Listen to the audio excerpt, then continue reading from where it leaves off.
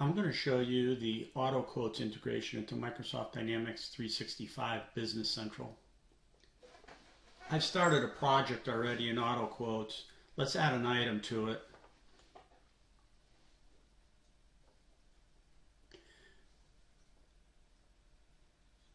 Now that I've added the item, my quote's done. I could email this quote to the customer for electronic sign-off and then move forward with my project.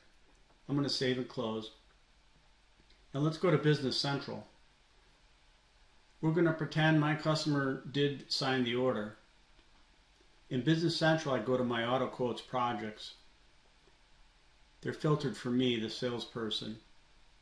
I'm going to select the project, and since I won the order, I'm going to import the details and create a sales order. I'm going to open that sales order. So this is a Business Central sales order. The customer card's been created. All the items and the item details have been created in Business Central for me to manage this order going forward. There's many ways to order in the system. We won't cover it here, but I could special order for this item, or I could use a requisition worksheet, which is a broader view of everything I need to order for special orders, for my showroom, for general stock, etc. Calculate plan will tell me what I need to buy without me even knowing what I might need to buy. And if I did carry out action messages, that would create purchase orders for all the respected inventory items, vendors.